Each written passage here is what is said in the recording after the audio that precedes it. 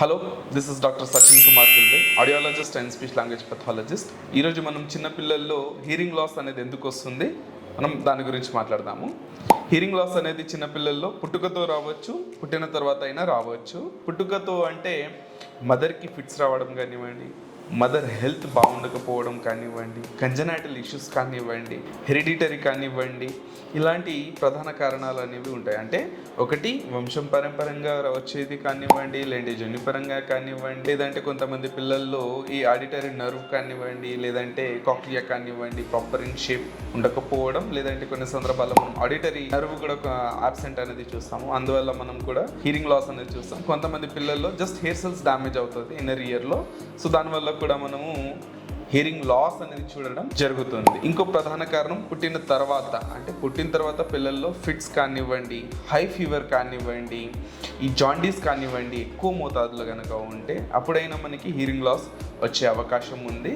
As well as ఆటోటాక్సిసిటీ, అంటే మందుల వాడకం వల్ల ఏదైతే హై డోసేజ్ యాంటీబయాటిక్ కానివ్వండి, పెయిన్ కిల్లర్ కానివ్వండి, ఇలాంటి కొన్ని మందులు వల్ల కూడా మనకి హీరింగ్ లాస్ అనేది వచ్చే ఛాన్సెస్ చాలా ఎక్కువ ఉన్నాయి పిల్లల్లో. దీంట్లో మనకి కొంతమందిలో పోస్ట్ నాటల్ హీరింగ్ లాస్ అనేది కూడా వస్తుంది. అంటే లాంగ్వేజ్ కంప్లీట్గా డెవలప్ అయిపోయిన తర్వాత కూడా హీరింగ్ లాస్ అనేది రావచ్చు. హీరింగ్ లాస్ అనేది ఒక చెవులో ఉండొచ్చు, లేదు అంటే రెండు చెవుల్లో కూడా ఉండొచ్చు. That mean unilateral or bilateral hearing loss అనేది కూడా మనము చూస్తాము చిన్నపిల్లల్లో హీరింగ్ లాస్ని ఎప్పుడు గుర్తించవచ్చు.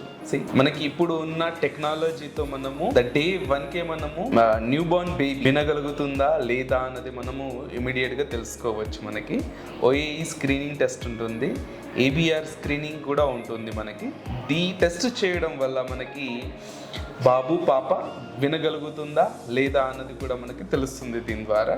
అలా కాకుండా మనం మాన్యువల్గా అంటే చప్పట్లు కొట్టడం కానివ్వండి, లేదంటే డిఫరెంట్ సౌండ్స్ చేయడం కానివ్వండి, ఎక్కువ మోతాదు నుంచి తక్కువ మోతాదుకి, లేదంటే తక్కువ మోతాదు నుండి ఎక్కువ శబ్దం చేయడం వల్ల కూడా మనము బాబు వినగలుగుతున్నాడా లేదా అన్నది మనం తెలుసుకోవచ్చు. ఫర్ ఎగ్జాంపుల్ చప్పట్లు కొట్టడం కానివ్వండి ఇన్ డిఫరెంట్ డైరెక్షన్స్, అలా కూడా మనము హీరింగ్ లాస్ ఉందా లేదా అన్నది గుర్తించవచ్చు. బట్ కొంతమంది పిల్లల్లో వయసు పెరిగాక కూడా కొంతవరకు హీరింగ్ లాస్ అనేది రావచ్చు. అంటే స్కూల్ గోయింగ్ చిల్డ్రన్ అనమాట. పిల్లలు ఎప్పుడైతే స్కూల్కి వెళ్తున్నారు, అయిన వాళ్ళకి మనం చెప్తున్న వాళ్ళకి అర్థం అవ్వడం లేదు, 1కి 2 సార్లు 3 సార్లు, లేదంటే మనం గట్టిగా పిలిచి మాట్లాడాల్సి వస్తుంది అని అనుకుంటే మాత్రం that is also one of symptom of hearing loss. మనకి చిన్నపిల్లల్లో హీరింగ్ లాస్ ఉంటే ఏం చేయగలగాలి? ప్రధానంగా 3 రకాలుగా మనకి హీరింగ్ లాస్ని విభజించడం అనేది జరుగుతుంది. మనకి conductive hearing loss, mixed hearing loss and sensory neural hearing loss. Conductive hearing loss మెడిసిన్తో మనకి క్యూర్ అవుతుంది. కండక్టివ్ ప్లస్ మిక్స్డ్ ఉంటే కనుక మనము కొన్ని హీరింగ్ లాసెస్లో మనం సర్జరీ అనేది కూడా చేయడం జరుగుతుంది. 3వది వచ్చేసి సెన్సరీ న్యూరల్ హీరింగ్ లాస్ ఉంటుంది. ఈ లాస్ని మనము మెడిసిన్తో కానివ్వండి, లేదంటే సర్జరీతో కానివ్వండి ట్రీట్ చేయడానికి లేదు మనకి. సో ఒకటే ఒక ఆప్షన్ ఉంది మనకి, హీరింగ్ ఎయిడ్ పెట్టుకుంటాం. అంటే చెవు మెషిన్ అనేది మనం పెట్టుకోగలగాలి.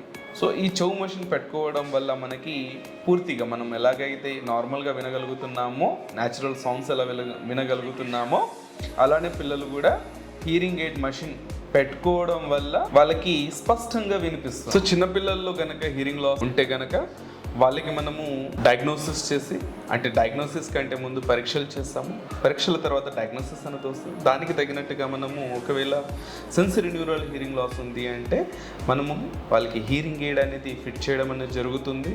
దాని ద్వారా వాళ్ళకి వినిపించడం అనేది స్టార్ట్ అవుతుంది. ఆ తర్వాత మనం వాళ్ళకి స్పీచ్ థెరపీ అనేది ఇవ్వడం జరుగుతుంది. అంటే పిల్లలకి హీరింగ్ ఎయిడ్ పెట్టిన తర్వాత కూడా మనము థెరపీ అనేది ఇవ్వాల్సిందే.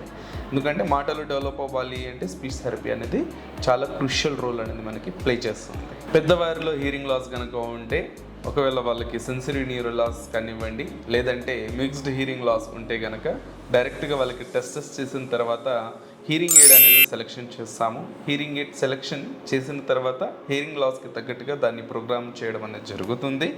దాని ద్వారా వాళ్ళకి క్లియర్గా అంటే స్పష్టంగా వినిపించడం అనేది జరుగుతుంది. హీరింగ్ లాస్ ఉంటే కనుక వాళ్ళకి సరిగా వినిపించదు, ఒకటికి 10 సార్లు ఆ క్వశ్చన్ని రిపీట్ చేయడం కానివ్వండి, లేదు అంటే ఆ అడిగిన క్వశ్చన్ని మిస్అండర్స్టూడ్ చేసుకోవడం కానివ్వండి జరుగుతుంది. హీరింగ్ లాస్కి సంబంధించి పరీక్షలు చిన్నపిల్లల్లో అయితే ABR, ఏఎస్ఎస్ఆర్, బెరా as well as AOE testes అనేవి మనకి అశోకాలు చేయడం అనేది జరుగుతుంది. పెద్దవాళ్ళలో పీటీఏ, ఇంపెడెన్స్ ఆడియోమెట్రీ అనేది కూడా చేయడం జరుగుతుంది. పెద్దవాళ్ళల్లో speech audiometry, impedance audiometry, pure tone audiometry అనేది కూడా చేయడం జరుగుతుంది. ఈ టెస్ట్లు చేయడం ద్వారా మనకి ప్రాబ్లం అనేది ఎక్కడ ఉంది, ఏ మోతాదులో ఉంది అనేది కూడా మనము తెలుసుకోవచ్చు. ప్లస్ ఎలాంటి చికిత్స అనేది ఇవ్వాలి అన్నది కూడా మనము తెలుసుకోగలుగుతున్నాము.